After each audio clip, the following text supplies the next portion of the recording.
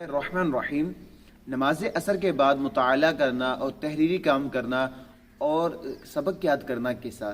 دیکھیں کہ نماز اثر کے بعد تحریری کام کرنا، مطالعہ کرنا، سبق وغیرہ یاد کرنا بلا کراہت جائز ہے، اس میں کوئی بھی ممانعت نہیں۔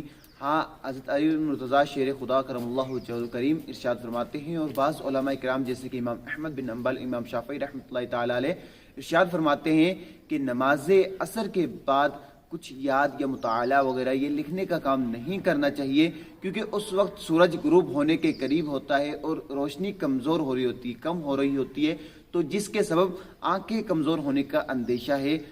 اس وجہ سے جو ہے یاد کرنے سے منع کیا گیا ہے۔ ویسے کوئی بھی ممانعت نہیں، یاد کیا جا سکتا ہے، سبق بھی اور تحریری کام بھی کیا جا سکتا ہے، مطالعہ وغیرہ سب کام کی جا سکتے ہیں۔ اللہ تعالیٰ مجھے اور آپ کو علم نافع عطا فرمائے، آمین، بجاہ نبی العامین صلی اللہ علیہ وسلم۔